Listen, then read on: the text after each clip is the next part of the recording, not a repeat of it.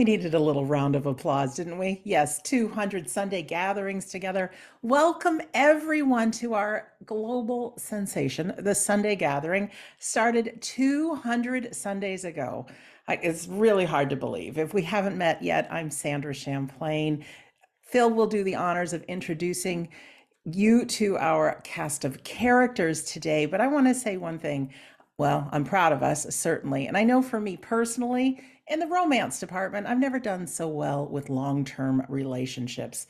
But it dawned on me today that the Sunday gathering is, for me, the longest running relationship I have had, besides my mom, and the fact that all you need is love in your heart, willingness to serve, and be with your best friends with a passion for something you love, and you cannot go wrong. So whether you're joining us here for the first time, the 200th time, or somewhere in between, we are so grateful you're here. We can't have our Sunday gathering without you, and we just welcome you. So let me turn it over to wonderful Phil to share, as he is our chairperson for today and has created everything, the music, the theme, all of it. Phil? Thank you for that wonderful introduction. And I never knew it was your longest relationship. Ladies and gentlemen, dating advert, there we go. Only joking. 200. Who would have believed it when the Sunday gathering started that we've reached this number? So for me, it's a milestone, another milestone in life's experiences. And that is what the theme is today: growth and breaking through the shell. And it was picked by our lovely Patricia, who's going to be doing the address today. So I'm looking forward to that. But today we have the wonderful people that we normally have and a couple of extras. So Sandra is going to be, as always, the Miss Wonderful hostess that she does everything in the background. And she'll be speaking to you a little bit later on, doing the announcements as well. We have Darren Wynn back with us. He's going to be doing the reading and the healing, while Kerry is going to be doing the opening prayer and the mediumship as well, that segment, and I'll do words of the week. But we have a wonderful young lady. In fact, we have two wonderful young ladies today. We have Patricia Rudiambase from Santa Fe, who's going to be doing the address for us. And like I said, I'm looking forward to that. And we have Barbara Felder. Now, Barbara, don't tell her, but we have a nickname for her. She's called Sparkles, because everywhere she goes, she leaves little sparkly things everywhere. Okay, but both of them are students that are coming up through the ranks, and they're gaining that experience to work with in front of an audience, a live audience. So again, it's a big thing for them. So make sure you're smiling, make sure you're sending all their love to, all your love to them. But I'm going to hand over to the wonderful Kerry McLeod now to open this service, this 200th service. There you go. In prayer. In prayer. Thank you very much, everybody.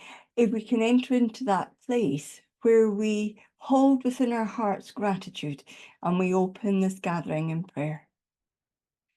Divine, ever-present Spirit, within this sacred space that we have joined within for 200 times, we bring together our gratitude, our love, and our love of life, so that we can share that message that beyond physical death, there is spiritual life. That life that we mourn the loss of a person, but we gain a knowing that spiritually they go on. This Sunday gathering was brought 200 weeks ago, so that we could take this message out globally and bring comfort and joy and music and fun and a truth that we don't die, that we continue. So as we move through these 90 minutes, know that your loved ones draw close to you and know that you are never alone. Amen. Thank you for that, Kerry, that wonderful prayer. And welcome everyone to our 200th, I won't say episode, but 200th Sunday gathering. I'm going to do the reading for you today, but as usual, I've got two short readings for you, which I hope you all enjoy. Once upon a time, in a small town nestled amidst towering mountains, lived a young woman named Pia. She had always felt trapped, confined by the limitations of her circumstances and the stories she had been telling herself. Pia yearned for change, but the weight of her perceived limitations held her back.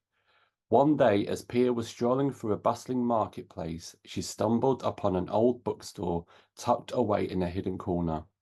Curiosity sparked within her, and she stepped inside, entering a world brimming with untold tales and boundless knowledge.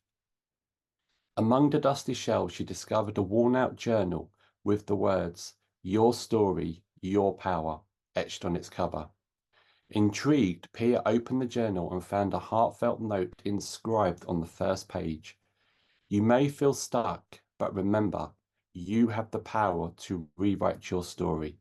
Reframe your challenges as opportunities for growth and let your mindset guide you." These words resonated with Pia, igniting a fire within her. She realized that she held the key to unlocking her own potential and breaking free from the limitations that had held her captive for far too long. Determined to change her life, she embarked on a transformative journey. Pia delved deep into the wisdom of ancient teachings and sought the guidance of wise mentors who shared stories of individuals who had triumphed over adversity by rewriting their narratives. Inspired, she began to rewrite her own story, one chapter at a time. In the process, Pia discovered that the stories we'll tell ourselves have immense power. They shape our beliefs, influence our choices, and ultimately define our reality. She realized that by shifting her perspective and reframing challenges as opportunities for growth, she could break free from the shackles of limitations that had confined her for so long. As Pia dove deeper into self-reflection, she realized that her mindset was the compass guiding her forward, a life of empowerment. She embraced a mindset of abundance, replacing scarcity and self-doubt with confidence and limitless possibilities. With each page she turned, her life began to transform. Slowly but surely, Pia shattered the barriers that once held her back. She pursued her passions, overcame obstacles, and embraced the unknown with open arms. Her newfound courage and resilience inspired those around her, and she became a beacon of hope for others seeking to rewrite their own narratives. Through her remarkable journey, Pia learned a profound lesson. Rewriting our stories is not just about changing our inner world, it has the power to reshape our outer world as well. By breaking free from the limitations we impose upon ourselves, we can create a reality that aligns with our true potential and aspirations. Pia's story spread like wildfire, captivating hearts and minds across the town. People started gathering at the old bookstore, seeking their own copies of the journal that had sparked Pia's transformation. The once forgotten store became a sanctuary for those yearning to break free from their own limitations and rewrite their narratives. And so the legacy of Pia's journey lived on, reminding us all of the power we possess to break free from limitations, empower ourselves, and rewrite the stories of our own lives. The second short story I want to share with you may have heard before is about an elephant, but it always makes me smile. Once upon a time, there was a village surrounded by beautiful forests. In this village, there lived a magnificent elephant. The elephant was known for his strength, grace, and kind nature. However, there was something peculiar about him. Despite his great power, he never tried to break free from the small rope tied around his leg. The villagers were curious and wondered why such a strong elephant would remain confined by a seemingly weak rope. They couldn't understand how something so small could hold back a mighty creature. One day, a wise old man visited the village. He had traveled to many places and gained wisdom from different cultures. The villagers sought his guidance and asked him about Raju's situation. The old man approached the elephant and observed him closely. With a calm smile, he began to share an interesting story with the villagers.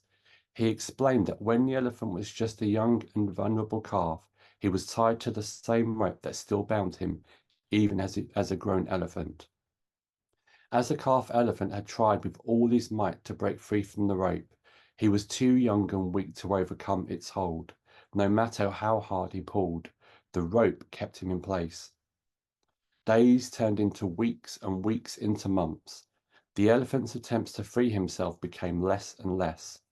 Eventually, he stopped trying altogether. He had come to believe that the rope was stronger than him and he couldn't escape its grip. The old man paused, allowing his words to sink in, and then he continued. The truth is, the elephant could easily break free from the rope now, but his mind had been conditioned by his past experiences. He still believes he is bound, even though he has the strength to be free. The villagers were amazed by this realization. They understood that Elephant's physical strength was not what kept him tied, it was his mindset. They realized that they too had limitations imposed by their own thoughts. Inspired by the wise man's words, the villagers made a decision. They would break free from their self-imposed limitations. They would let go of the past conditioning.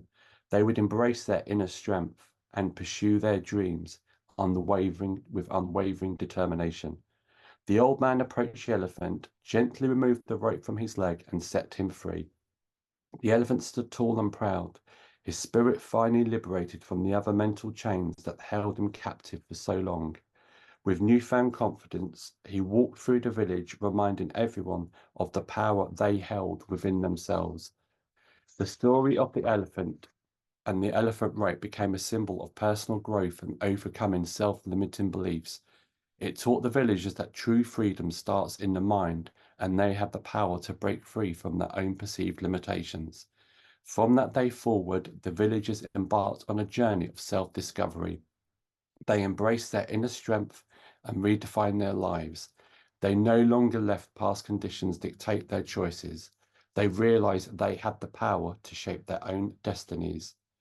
The elephant, the once captive elephant, became a constant reminder of the human potential to overcome obstacles, break free from mental constraints, and lead a life filled with endless possibilities. Okay, we'll now move into our healing segment, and we've got a beautiful song known as The Climb, which talks about the obstacles we come through our life to get to our own dream and our own destiny. And I'm sure within this world, we all know someone, whether personally or through somebody or someone we've seen on the news, that their climb is for health and happiness, whether that be mentally, physically, or free of war. So what a perfect opportunity and a perfect song for us all to come together as one. So as we come together and listen to this piece of music, I just want you all to envision those close to you that may be in need of healing at this time, or those you know far away in other lands that may also be in need. So as we sit and listen to this music, let's send out the love and the happiness to all those in need.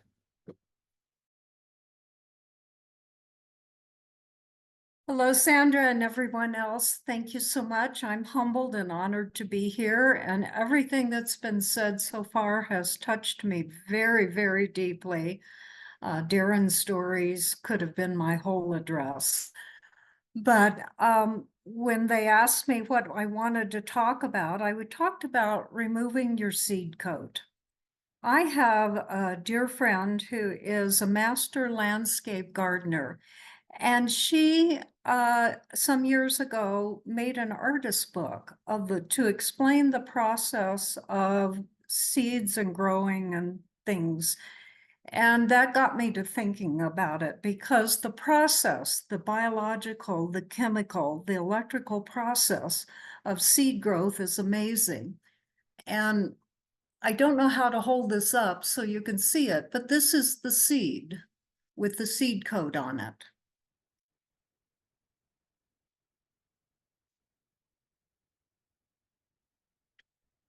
And this is the seed without the seed coat, and it's very slippery.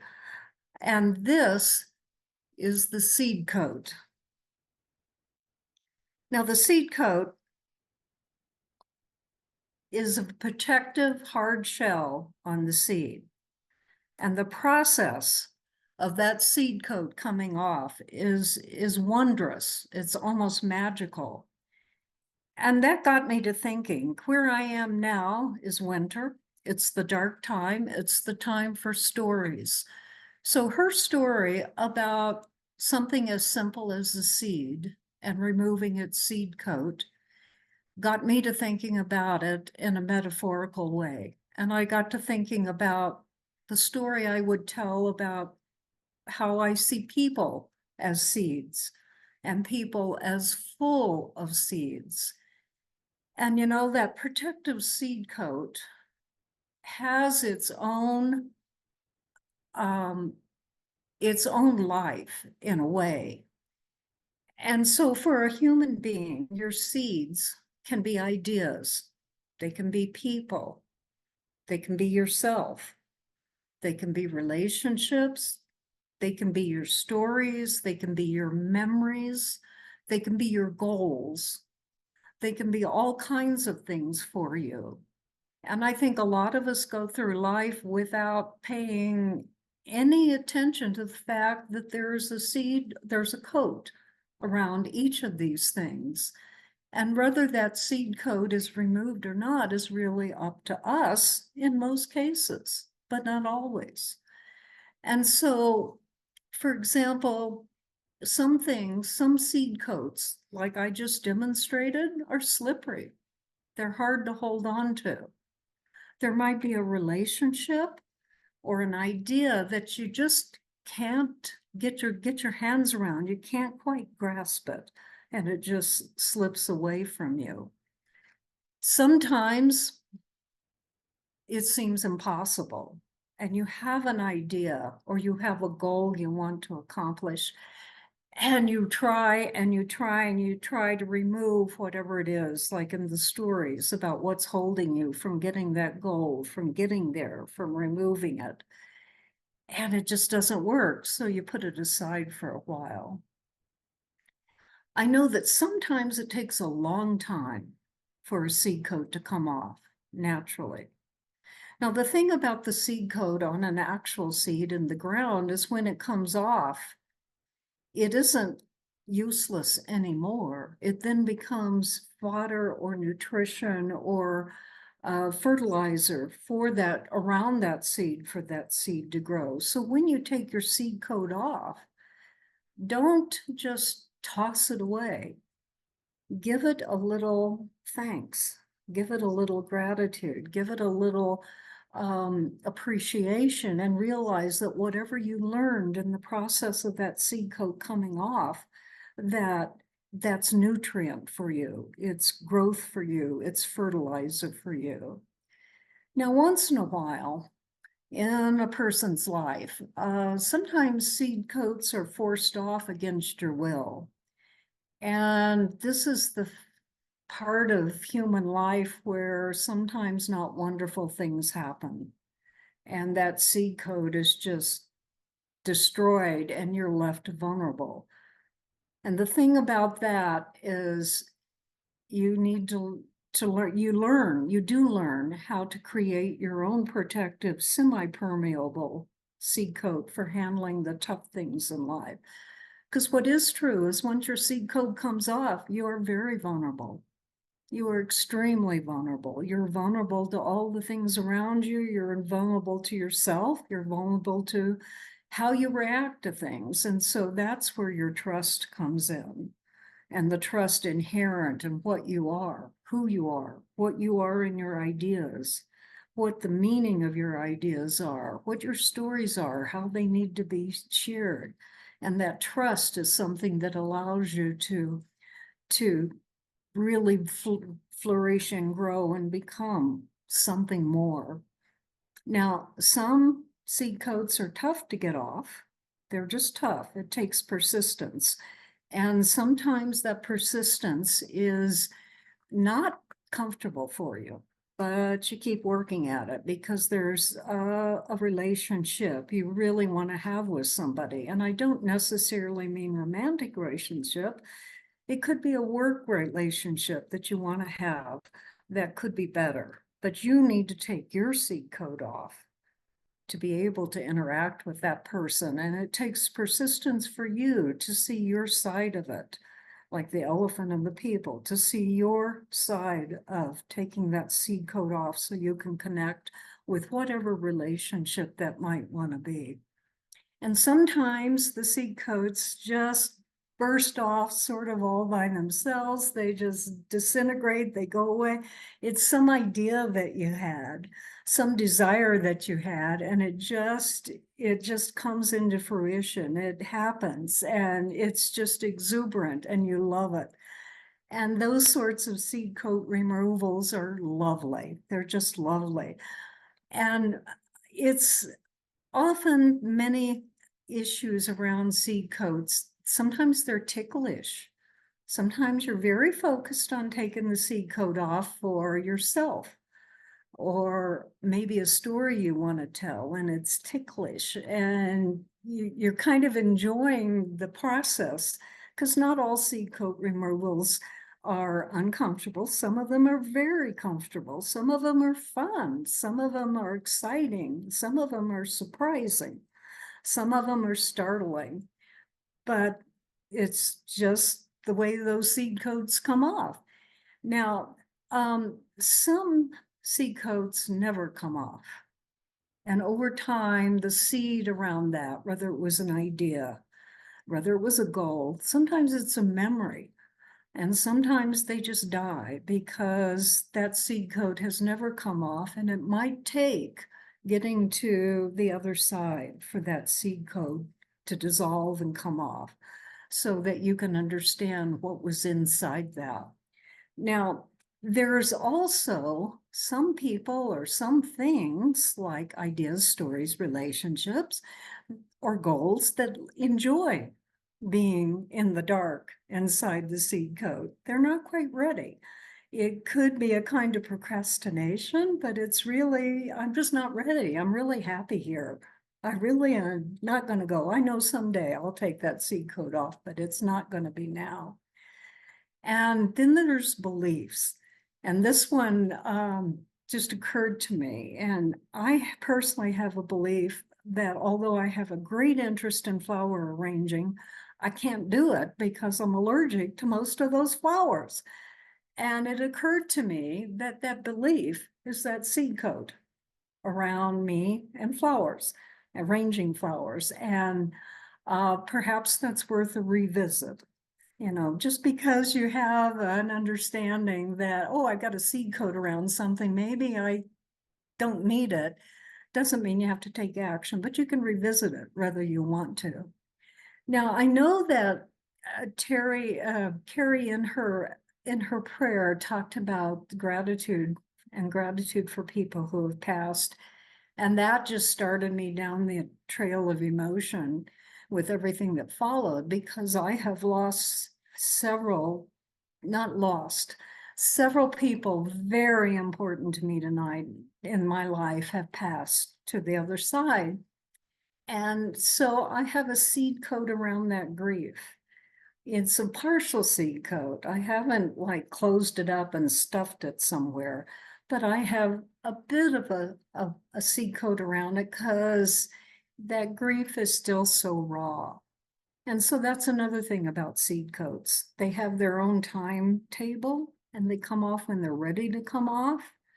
And the part about that is it's okay to have seed coats on, to have a little seed coat, to have a lot of seed coat, to have no seed coat, because in some ways seed coats have their own time limit and their own mind of their own, because they're there for protection. The essential role of the seed coat is protection until it's no longer needed. So it's very interesting to look at yourself in terms of, oh, all these seed coats I have, or that's a seed coat I used to have and don't have anymore. It's very interesting to also look at the people in your life, the events in your life, and what of those things have seed coats around them that have meaning or that have no meaning, that used to be protected, that are no longer protected. And what stories can you tell? What stories, if you are someone who have children, what stories from your life do you have of times where you took a seed coat off and you discovered something different, or times where you discovered what the utility of that seed coat was, what the lessons were in that seed coat, and how can you pass that on to the people who matter to you? How can you create a story about that seed coat that isn't lecturing, is just sharing? And that thing goes back to the biological part of a seed coat. Once the seed coat's off, it becomes fertilizer. And that fertilizer is a kind of sharing. So another issue that I think is pretty common for people to put seed coats around because of fear is the whole world of health ideas, health beliefs, health relationships. And we always, I think, have a tendency to pull back and kind of pull in, want to pull that seed coat around it.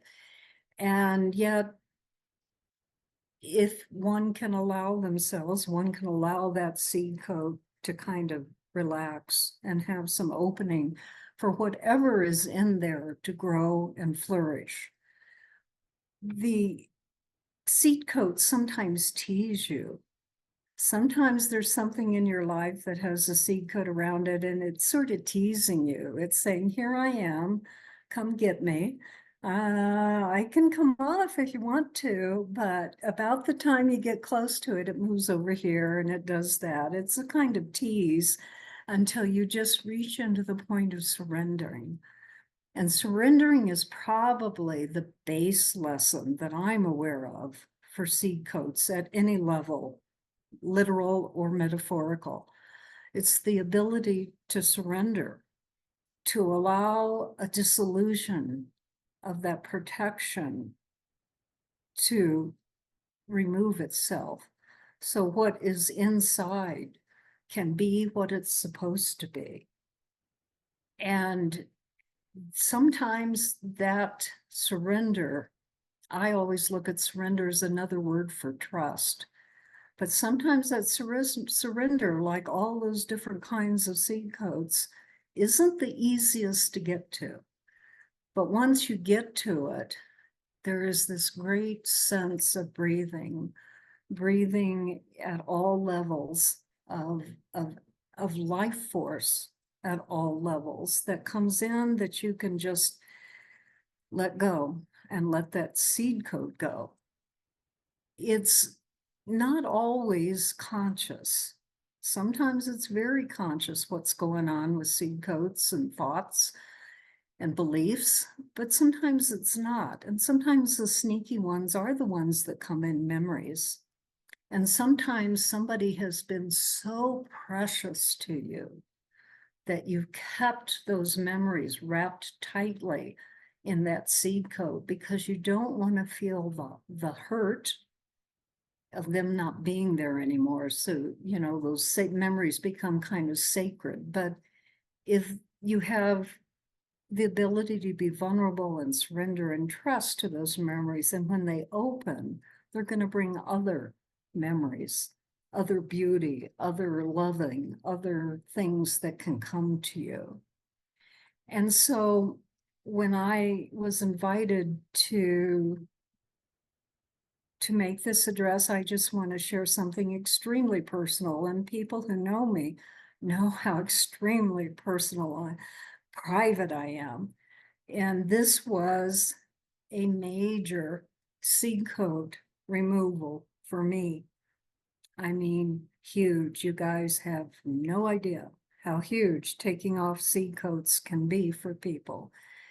And so I would just say, you don't have to spend a lot of time thinking about seed coats. It's not, you know, particle physics of any kind or quantum mechanics, but just be aware that when you come across something, a feeling, an emotion, a person, an idea, a relationship, a memory, a goal, whatever, and you feel a little like this, that maybe there is a seed coat there, and it's okay for you to investigate it. It's okay for you to remove it if you want.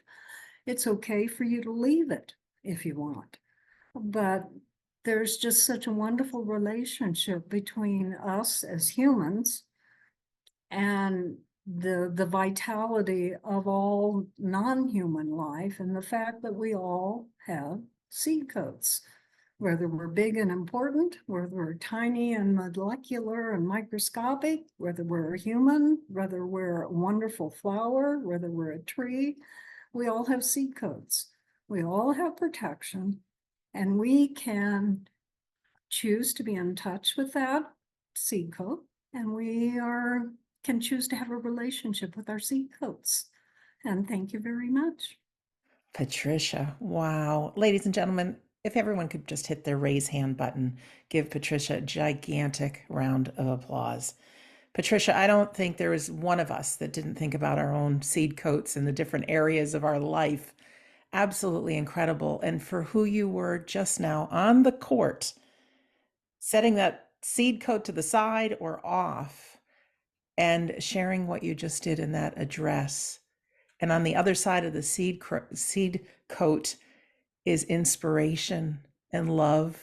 And you had that vulnerability and you just shined to us. So Patricia, on behalf of all of us, I'm sure you'll hear some words from my friends later, but thank you so much for the difference you just made. Thank you. Beautiful words. Ladies and gentlemen, we're going to move on to our demonstration of mediumship now.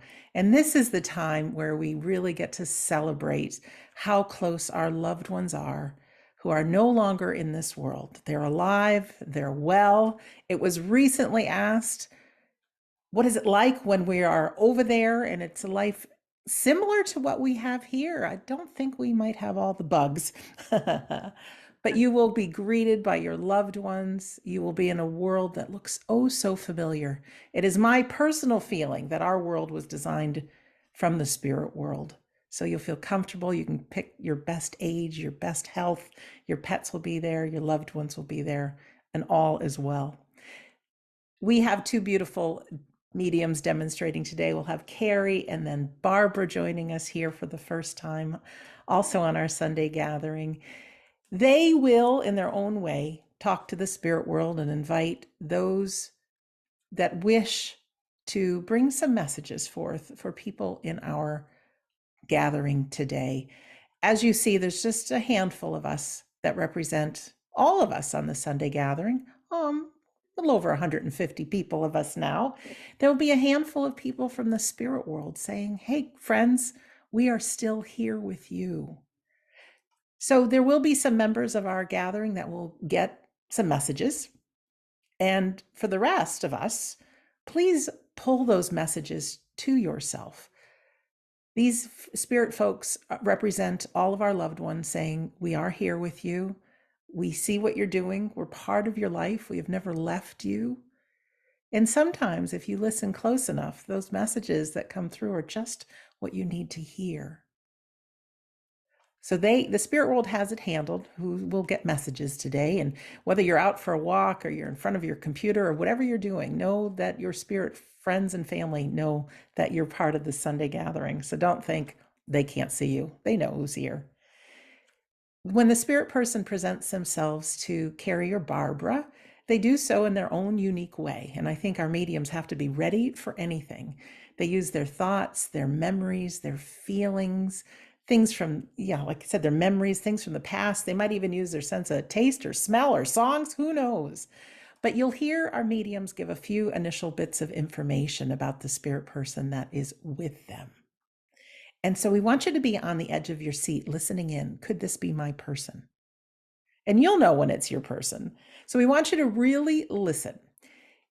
If you can understand all the information of the few initial bits of information that the medium gives as your person, and remember, your person is in the spirit world. They are in the afterlife. Okay. If you can understand that, we want you to press your raise hand button. And I know you practiced just now giving Patricia a round of applause, but if you want to press your raise hand button again, just see how it works. It goes from raise hand to lower hand, raise hand to lower hand. Perfect. And why that's important is sometimes there's more than one person that can take the initial bits of information. So you need to listen in clearly if your hand is up, and then you can no longer take that information. Then you can hit that lower hand button. Ideally, we get down to one person. And at that point, I'm going to press a button on my side. You're going to get a little pop up on your screen. Host would like you to unmute, and you'll see the button just there, and you can unmute yourself. We don't need your camera on. Don't worry about that. We won't be able to see you, but we do love your voice. And all we need from you is just a loud, clear yes, no, or I don't know to the information the medium gives. Oftentimes in readings, people volunteer a lot of information, and you might be left at the end with, did the medium really have my person, or did I give all that information? So just to avoid that, let the medium do the work. They're strong girls, and just say yes, no, or I don't know. And it's perfectly fine to say no. Carrie and Phil teach in all their classes. No simply means new opportunity, which is good advice for all of us. So that's pretty much how it works. And what we like to do before our demonstration of mediumship is we like to play a piece of music. And Phil has picked a wonderful song by Queen as we go into our demonstration. To me, this is the time where I think of my loved ones all crowding around me right now, maybe doing a little dance or a hug or whatever, but their love is real. They've never left you, and you'll see just how close they've always been someday, but not too soon. So here, let's play our song, and then we will be back with Carrie as our first medium up today.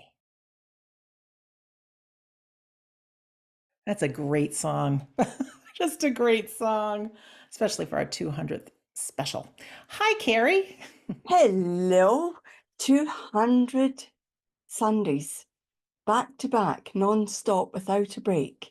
Who would have thought it 201 weeks ago we would be here 200 weeks later? It's an absolute pleasure to be here on our 200th Sunday gathering. And Patricia, what a beautiful address. We had no doubts at all that the address would have been profound and meaningful. And it was both and more. So well done. And it's going to be my pleasure to work alongside Barbara Felder, who is a medium in her own right and the first time on the Sunday gathering. So I thought that we would share the Sunday gathering and the mediumship. So it's going to be my pleasure to start off today. And as I do, I know as I become aware of the spirit world, I know I have Dad here. And when I work with Dad, I actually get the sense that I want to, okay. I know I've got Dad and Uncle, Dad's brother in the spirit world.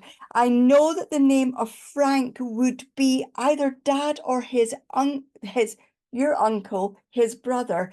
And I also know that I want to be around about the Washington State area, or you would know where the Washington State area would feature with your dad and your uncle. Does anybody in our audience understand that? Thank you very much, Carrie. All right, friends, if you can understand that information, go ahead and press your raise hand button.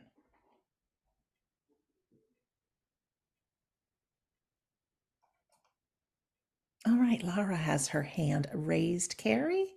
Laura, if you could press your unmute button there. Hi. Hi.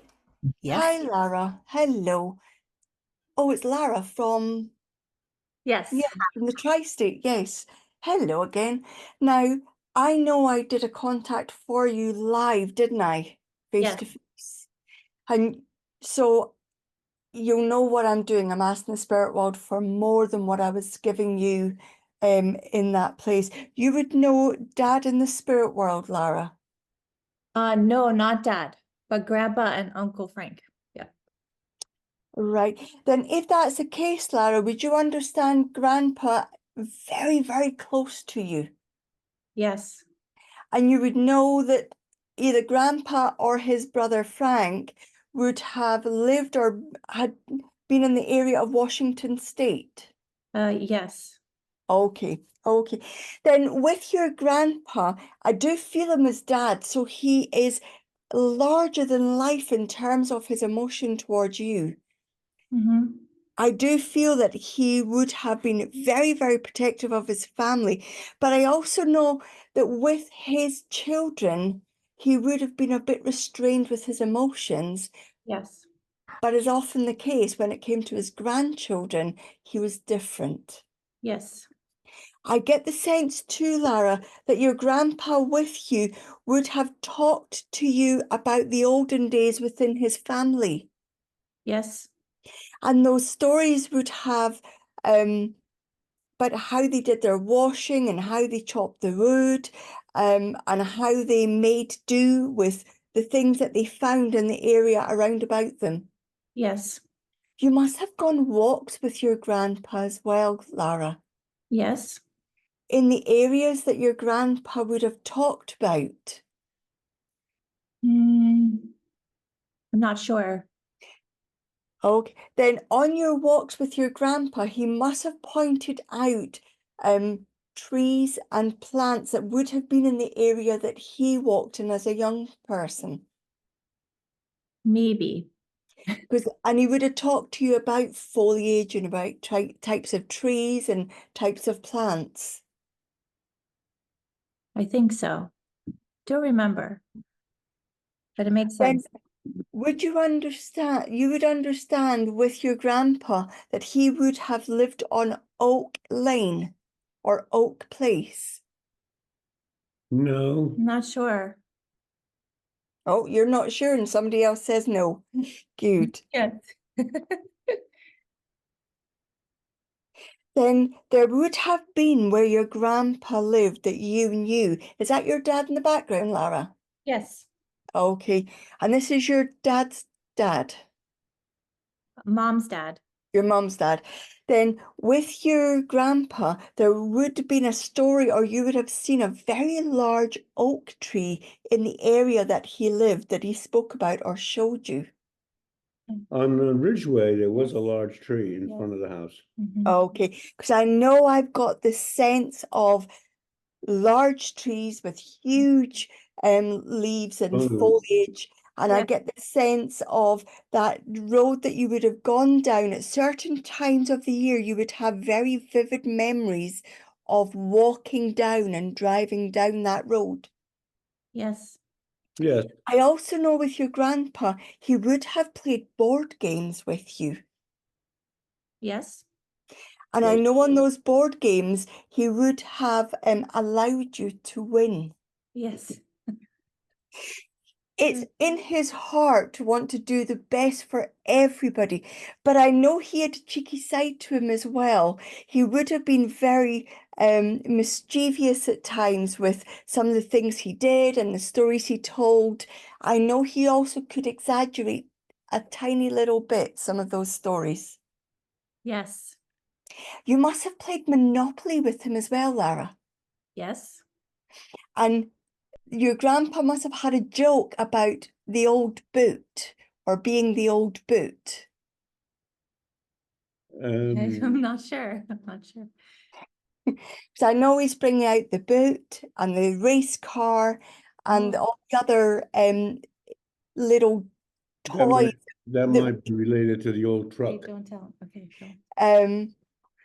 But I know this is your grandpa wanting to acknowledge the sense of don't give up.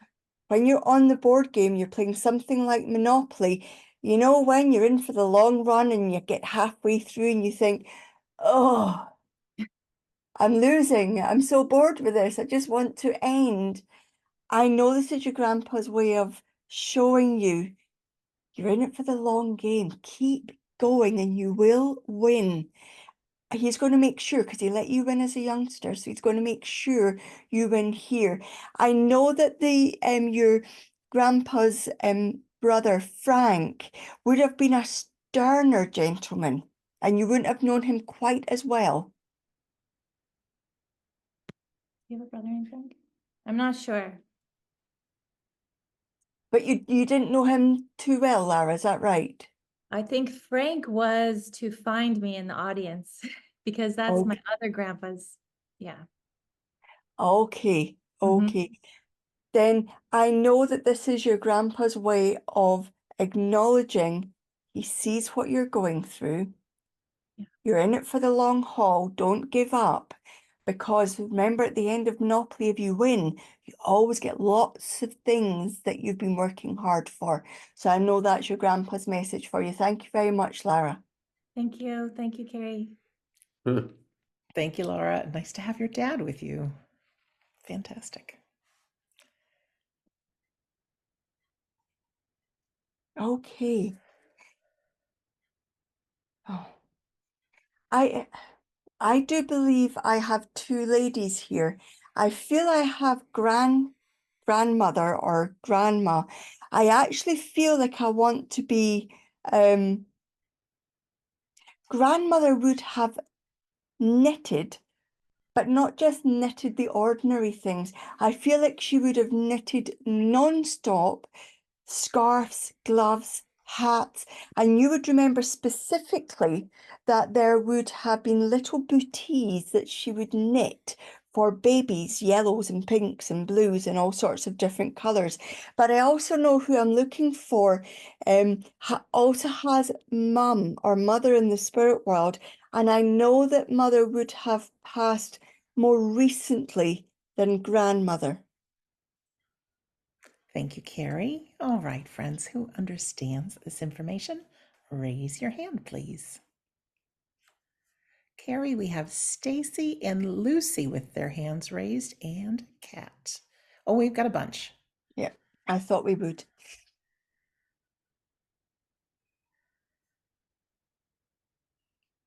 Then whoever is in our audience would understand that grandmother would have also knitted for charitable organizations, whether it be for the homeless, whether it be for some sort of charity. But I know she would have knitted, not the booties, that's separate, but I know she would have knitted for charities and either sent them overseas or they would have gone to people who would have needed them, like the homeless.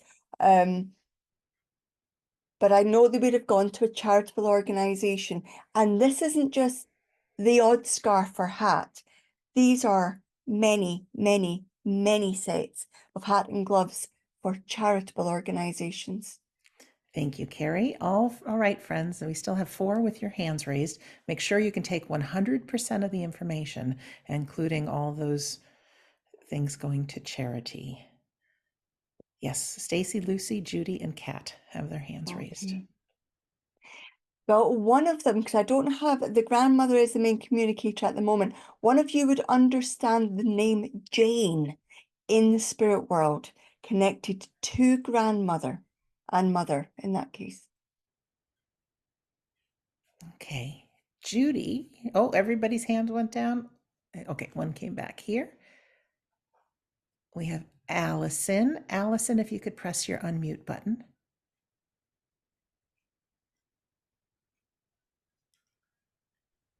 Hi, Allison. Hello, how are you? Good, thank you. Welcome. You, Alison, hi, you understand everything I've said? I'm unsure about the charity, but yes, the name Jane does, Okay. and the knitting and crocheting.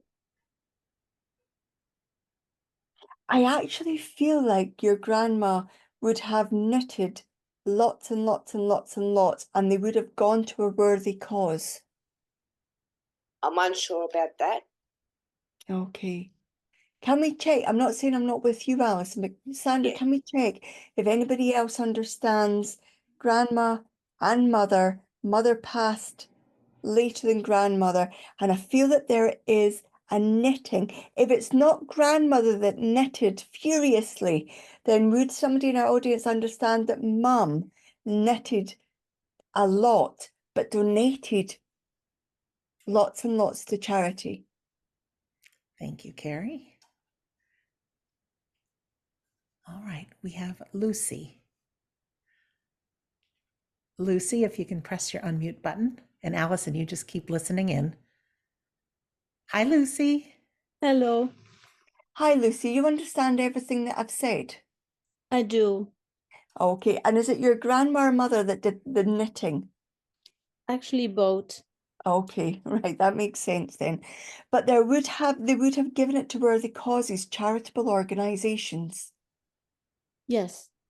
And I know with your grandmother that there would have been this ability to knit and have a conversation and do a set of scarf and hat at least 2 or 3 times in quick succession. Yes.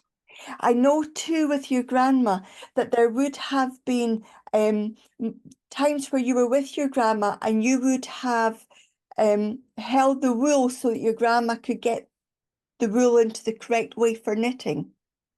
Yeah. And you would have unrolled the balls of wool. And Lucy, your grandfather's in the spirit world as well, but I know your grandfather would have built balls out of elastic bands.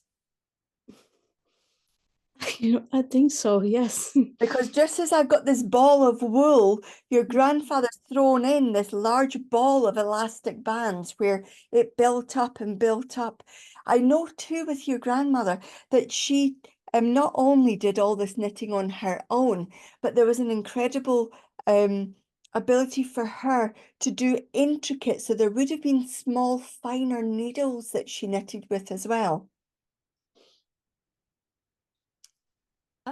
I'm not sure about that. Oh, if that's not right, then she would have got you a set of knitting needles that were a little bit smaller than the adult ones. Yeah. Because I know I can see this smaller set here. And Lucy, with you, I know your mum's in the spirit world and she passed after your grandma. But I get the sense from your mum that this is quite a recent passing. Yeah. And I know that there is a bit nervousness within you about hearing from your mum. Yes. And I know that your mum wants to respect that nervousness because I know that you haven't quite come to terms with it just yet. Yes. And I know from your mum that you would have shared some very private moments in those last few days and weeks with your mum that you haven't really spoken to anybody about. Yes. But you also went out of your way to make her final moments very comfortable. Yes. And you stood up for what you knew your mum wanted. Yes. I know that this is your mum's way of acknowledging just how much you stood up for her and how much this almost cost you some relationships in the family. Correct. Please know that your mum is fine and well. I know she would have had she would have had medical situations that affected her ability to communicate with you in the normal way. But I need to tell you that is completely lifted. Thank you. I also need to let you know, happy birthday. It's coming up. Yeah, your birthday, Lucy. It's coming up, yeah. Yes, because I know she's sending candles and a cake. Your mum must have made you specifically a type of cake each time for your birthday. Yeah, yeah. Because I know she is sending one from the spirit world to you and allowing you to not go without this year. Thank you. She will most definitely be there with you. And I know Christmas has passed, but you felt that your mum was with you at Christmas. Exactly, yes. I can confirm she was. Please take the love of your mum and your grandma. Please know your grandma's knitting furiously to keep you warm in these winter months. And your mum is coming forward singing happy birthday to you. I know you and her would have enjoyed singing songs together, but not just ordinary songs. I know these are songs from old musicals. Oh, wow. Yes, yes. Please know that if go and sing songs on your birthday and know that your mum is singing them from the spirit world for you. I will. I'm very pleased to do that for you, Lucy. Thanks very much for allowing me to do that. No, thank you. Thank you very much, Carrie, and thank you, Lucy. Okay, so it is going to be my absolute pleasure to turn the mediumship over to Barbara. I had the pleasure of working with Barbara in Ohio earlier this year, and we had a bit of a ball, to be honest. And it was incredible to see Barbara flourish in that face-to-face setting. So I'm going to pass the baton over to Barbara. Have a good one, Barbara. Thank you, Carrie. Thank you. Yeah, the gathering in Troy was absolutely astounding, and those that attended, some of us are still talking about it. It was so much fun, so much fun. So thank you. And thank you for blessing me with this opportunity. I appreciate that. Appreciate that. And wow, 200. 200. What a powerful number that is to comprehend and reach out to and for. So many, many more 200s coming up. All right. As I turn my attention to the spirit world,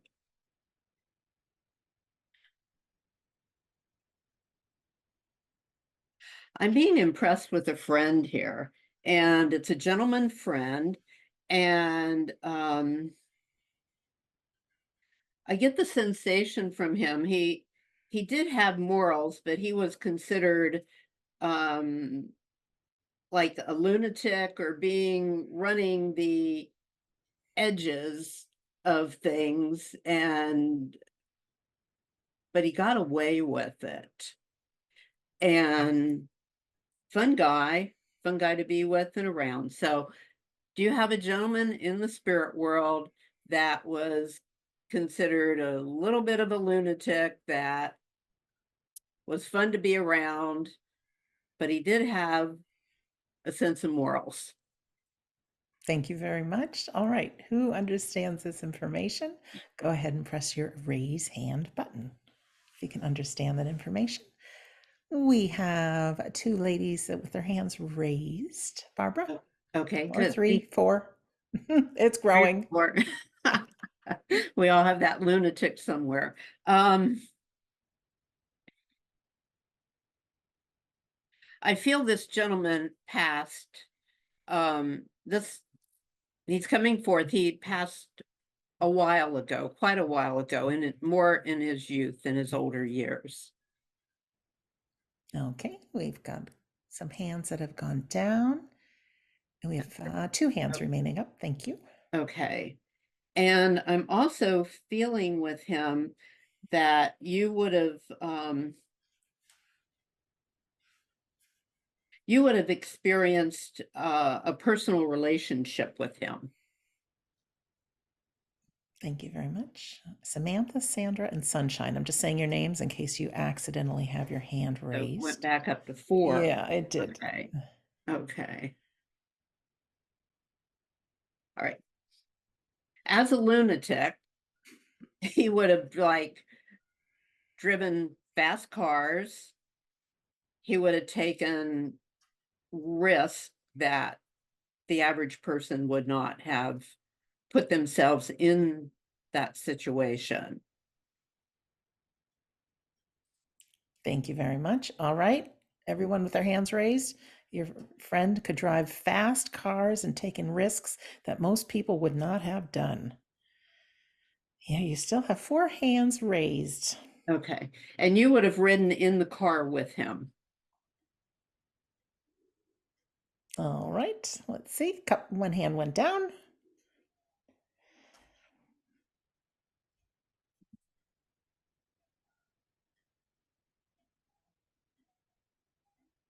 And I'm getting the sense of brother.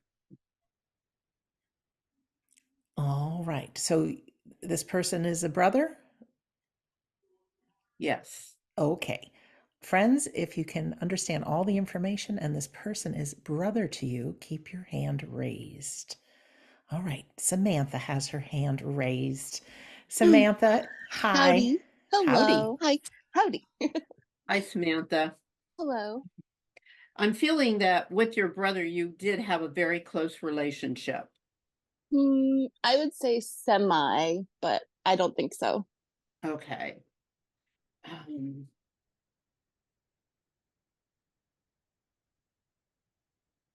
But you know that you would have been affected by his escapades of what he did. Absolutely. Yes. And so so he was older than you.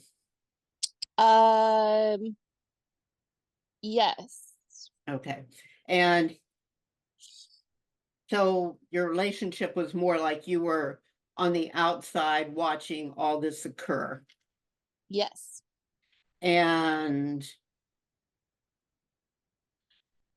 I have the feeling with him, it's almost like the movie Grease is coming up. So he had that allure of like John Travolta being Grease. I'm not sure. Women liked him. He liked women, yes. Okay. And so there's a lot of women that like tailed after him and wanted to be with him. Not sure. Okay.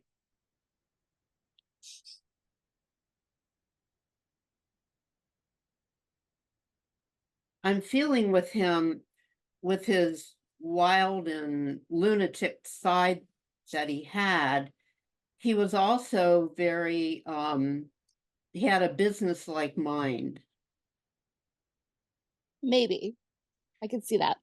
And in that business-like mind, he also took risk in developing his ideas for his business. Maybe.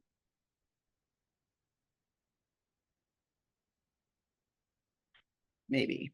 Not sure. I need a maybe is because I'm feeling he was fun to be around. Yes. He was he didn't disinclude you in the relationship, but he didn't like really embrace you in a relationship. Yes. I could see that, yes. But he would also do things for you. I'm not sure. Okay. I feel a responsibility from him to you.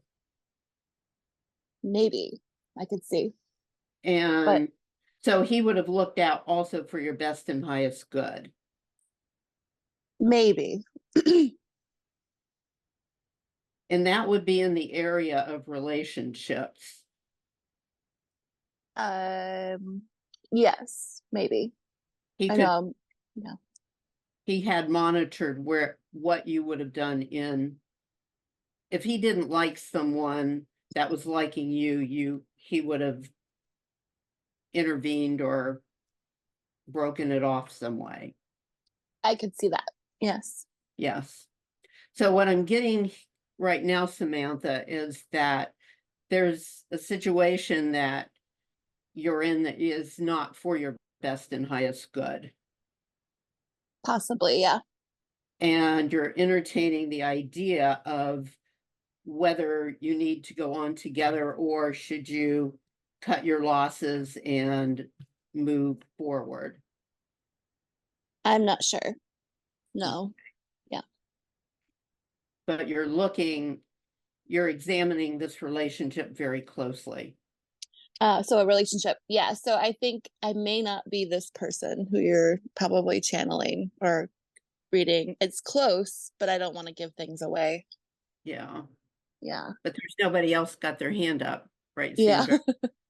Two people. Okay. We have one girl that had her hand up, Rachel, but she wasn't clear. How did he pass? And then we have Lisa with her hand raised as well. Okay, could any of Lisa or Rachel, could you take all of the information that Barbara's shared? Lisa's hand is up here. Barbara. Okay. Hi, Lisa? Sandra. Hi, Barbara. Good afternoon. Hi, Lisa. Can you take all the information that I've shared? Yes, Okay, including the part where you're in a relationship right now and you're wavering to stay or to move forward. yes, Okay, yes. that feels better. That feels better. I didn't want to raise my hand, but it just matched, everything matched. Okay, and that your brother did look out for your best and highest good. Yes, Okay, and he would intervene for you in the event that a relationship or someone that was attracted to you was not good for you. yes, he would. Okay, this feels much, much better. Thank you, Samantha.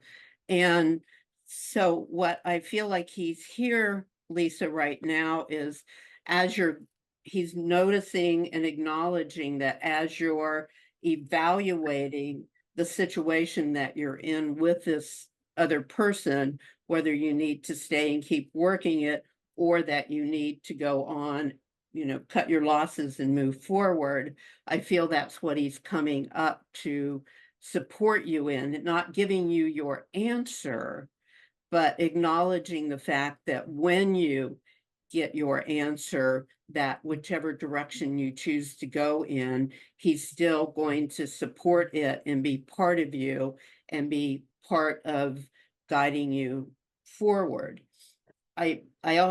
Yes, oh, that's messy. And I also feel that when you find yourself in these situations, he crosses your mind and then you do reach out mentally and ask him for advice, what should I do? Give me a sign, give me a message. Yes, I do. Okay, so I feel like this is his message for you today to evaluate, make your choice. I want to say he's saying you're a big girl now, Lisa. You can make this choice, and I'm still there. I have your back. And thank you. Thank you, Barbara. Thank you so much. Thank you, Barbara. Thank you, Lisa. Okay. All right. So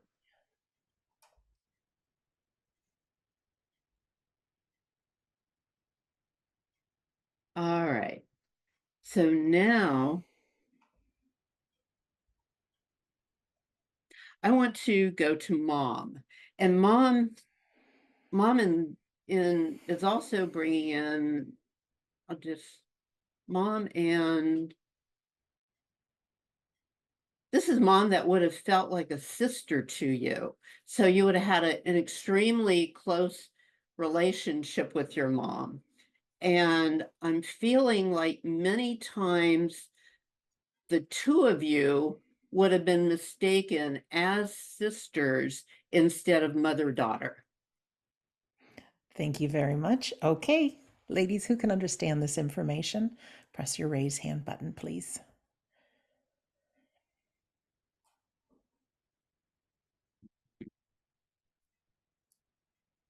We're waiting patiently. Close relationship with mom, and you could have been mistaken for sisters.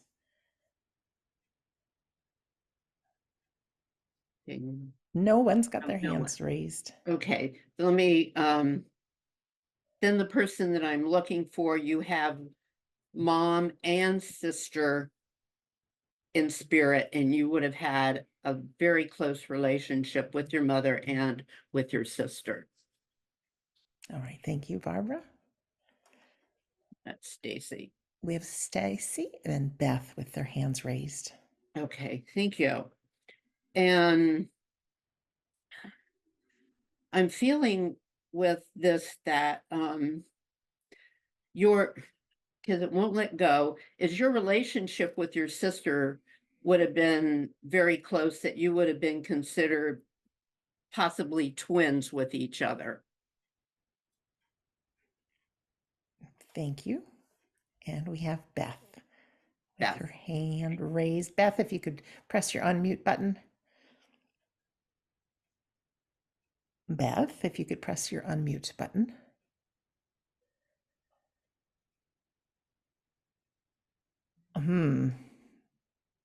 We are not getting Beth's voice here. Thank you everyone for your patience. Beth, can you type in the chat box? Because your unmute button is not working. Beth S. I could try promoting you to panelist as well. Barbara, this is what it looks like sometimes in the Sunday gathering when technology doesn't work. We are not getting a voice or a message from Beth. There, So there she oh, is. there she is. Hi, Beth. Hello. Oh, there you are. Okay. Hi, Beth. So you have mom in the spirit world and sister in the spirit world, and your sister and you at times would be thought of as twins. Yes, no, I don't know. Oh, Beth, unfortunately, we can't hear you.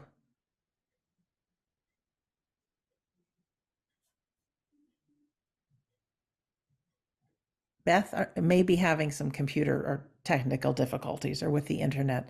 Beth, if you're there, can we have your voice? Well, unfortunately, Barbara, we can't have her voice. We heard her just a tiny bit. We can hear Beth. Yeah, we could hear her just for a moment, but then we can't hear anything else from her. Thank you, Mina. Okay, well, this is good training and development when we have a sitter here who can understand the information, but we can't hear her voice. And the chat box is not working for her either. Okay, Ramona says she can take the information as well, but she feels scared to raise her hand.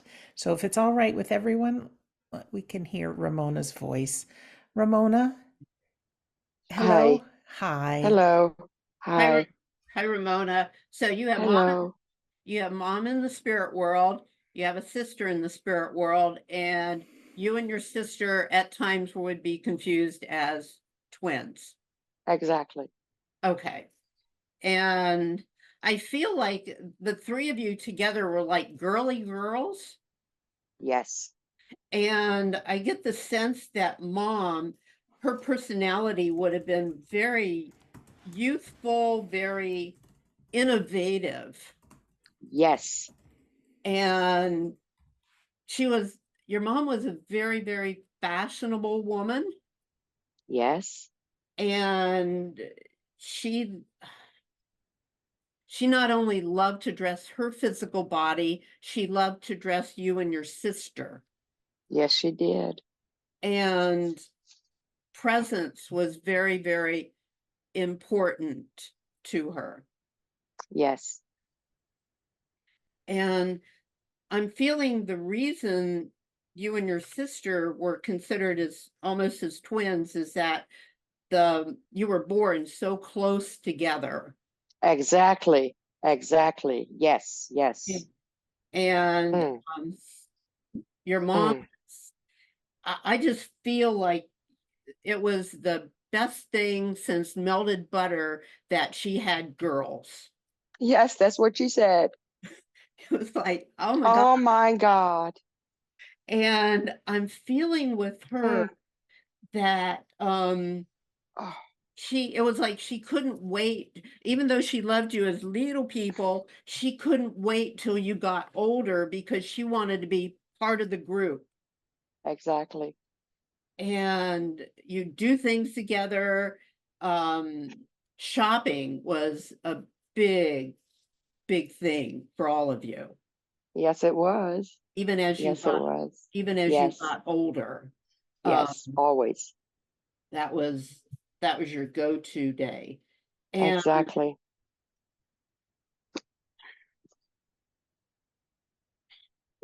Your mom, I feel like one thing that she did for you and your sister was taught you how to be happy. Oh my God. Yes. That is 100% true. because I'm feeling where she came from was not of the best quality, of the best happy days in the world. Yes, indeed. And even though she could have brought a lot of doom, gloom, and sadness with her, she chose happiness and joy. 100%. And you would know that there were conversations that she had with the two of you. She did not hide what went on before her. Exactly. But Yes. she made it perfectly clear that that was not the direction that the two of you were ever going to embark on. Yes. And so I feel that was part of the closeness that she wanted to raise you in. And I also want to say, raise you up to a standard of morality and experience in the world for yourself. Yes. And then, Yes. and then also for other people. Yes. Because she expected her daughters to be a beacon of her light. Yeah, exactly. Yes. Yeah, not, it's interesting. It's not Mm, necessarily your light. It is your light, mm, but yeah. she wants to bring knowledge here that, and little bit of pride, pulling back her shoulders, that Yes, she lit your lights for you. she did. Yes. She did. Yes. Yes, she And- did. And the two of them, their lights are still lit over there, Ramona. They're still there. And even though there are those, from this point on, you do those things alone, you know that you are no longer doing them alone because you have that sense of camaraderie that they are there with you. Exactly. I feel them. Yes. Yeah.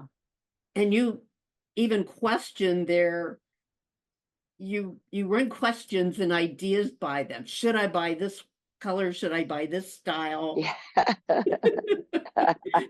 And even when you're shopping, you'll hold up something and they're acknowledging, they're watching you do this. You'll hold up something and say, oh, this would look really good on you. Exactly. Yes. Do that. Yes. Yes. So I just want to take this time and opportunity because honestly, I feel I would have loved to be one of the girls with.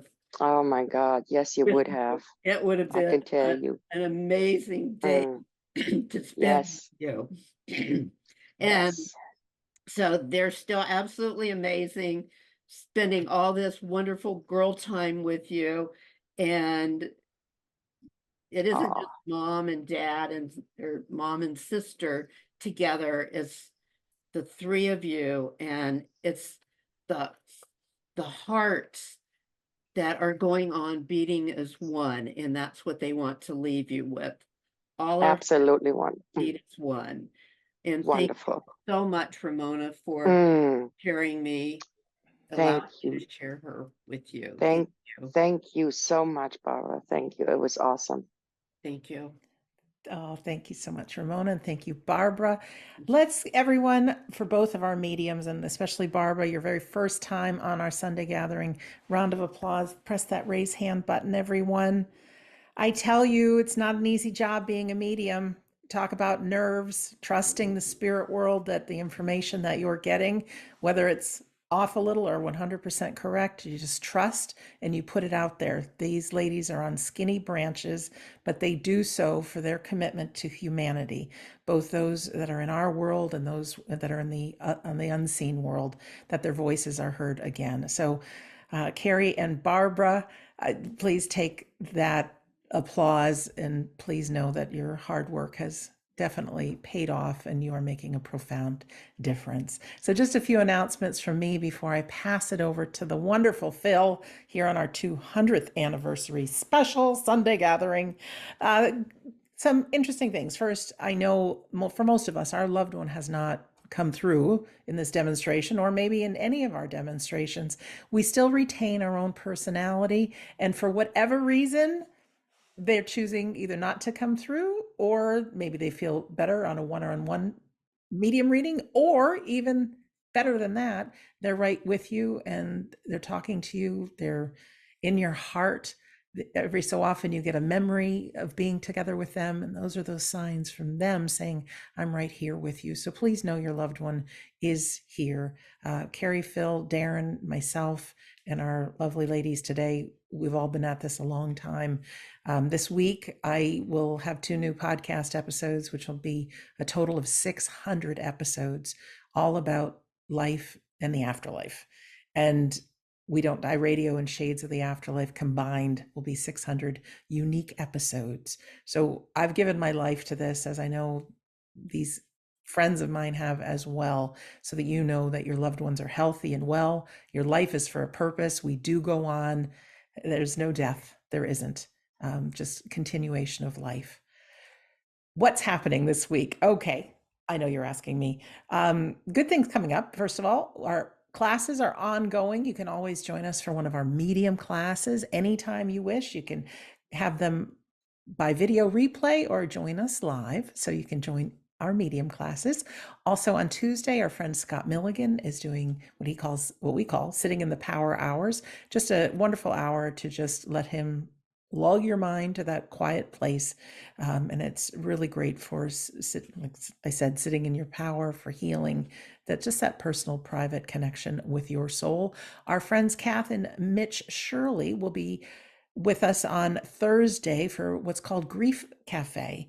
They are both advanced grief recovery specialists, and it's just a free 90-minute time. It's not recorded, but just to be in the presence of people that know a lot about grief and others that are experiencing it. And it's wonderful. They have so much good and enlightening things to share. On Friday, we're back with Scott for a session of In the Arms of Eternity. You can come for free or leave a donation, but we send healing to the world. And also there's a demonstration of trance mediumship, which is always quite extraordinary. Next Sunday, we are with Darren, myself, Scott will be with us, and we have guest medium Chris Jacobs. That will be for our Sunday gathering. And next weekend, those of you in the Florida area or wish to be in the Florida area, you can meet Carrie and Phil live in person, take one of their courses, and also, or instead, you can enjoy their demonstration of mediumship. You can find everything coming up at wedon'tdie.com and just click on the store page. And if you choose to click on the radio show podcast page, you'll find my new episodes with a beautiful friend and Sunday gathering family member we have, Mary Hayes. She's an author, medium, counselor, and she's just wise and wonderful. It's a really comforting episode. And then also on Shades of the Afterlife, I spent some time with Pastor John Burke, who's researched a ton of near-death experiences. And it's really lovely about how close the light, God, Jesus, whatever you wish to call the divine, is to each and every one of us. So they're very comforting episodes. And just one last thing, a shout out to all of you who have made our Sunday gathering possible. We know many people attend, but there's only a small amount that donate towards it. And so for you, thank you so much for donating. And it's never required, but we do appreciate it. And if anyone is interested in making a donation, you don't have to. But small or large, we'll take it. Just go to wedon'tdie.com and click on the Sunday Gathering page. That's it.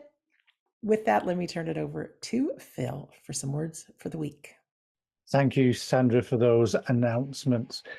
I want to say thank you to you, ladies and gentlemen. 200 weeks that you've been attending, and some of you have attended every single one. So it's been an absolute pleasure to do those readings and have you with us. But I need to say thank you for the Sunday Gathering team this week, in particular, Barbara and Patricia. We know to gain experience, to come in front of a large audience is a little bit nerve-wracking, and both of them did extremely well.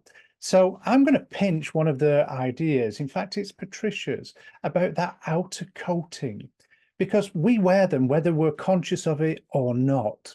And sometimes those outer coatings will protect us. Sometimes they will get in the way through self-limiting beliefs and things where that chatter is in the mind saying we're not good enough. Well, as you heard from Patricia, we can achieve. And just doing one thing each day that we think is difficult soon starts to shed that coat and lift that self-limiting belief by gaining confidence. But also with a seed, they get planted, don't they?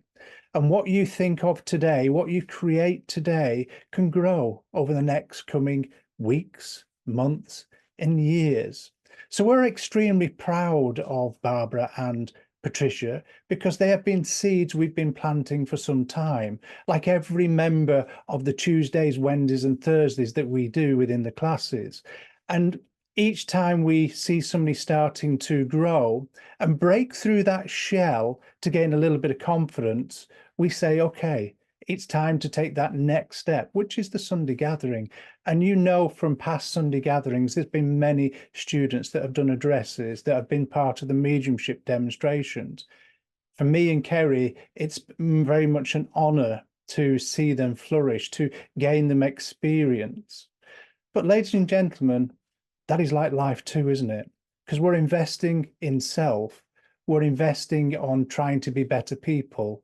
And each time that we put that first foot forward, that brave step, it makes a difference. Because after, when we've done these things, don't we turn around and say, well, that wasn't too bad, was it? What was all the fuss about? What was all the worry about? So if we can do that every day and make those challenges every day, then you can be like Barbara and Patricia and everyone that stands up for what they believe in. So I'm going to say thank you for listening to me. Hopefully you'll take those words of wisdom from Patricia and take those inspirations from everyone that's been present here tonight. And we look forward to seeing you again. Take care. So I'd like to get you all to close your eyes and join me for today's closing prayer.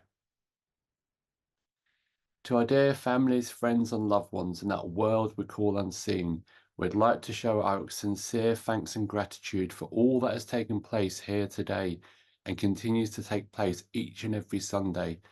And we'd like to thank you from the bottom of our heart for having the love and the devotion to be here with us and make these Sunday gatherings possible.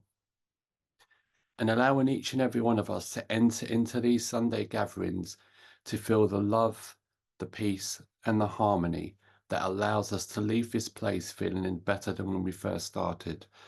Until we meet again, my friends, amen. Thank you so much, Darren, and nice to have you back, Darren.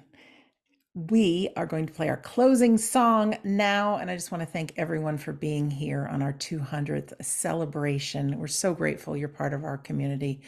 Don't stop believing that your loved one is around and that your life is important and that seed shell is around you and miracles are possible. So here's our closing song. Well, everybody, thank you so much for being here today. Oh, we love you. Can't wait to see you again. WeDon'tDie.com. Click on the store page. Go register for next week. You know you want to. All right. Bye, everyone. And thank you, Carrie, Phil, and Darren. Mwah, to another 200. Bye for now.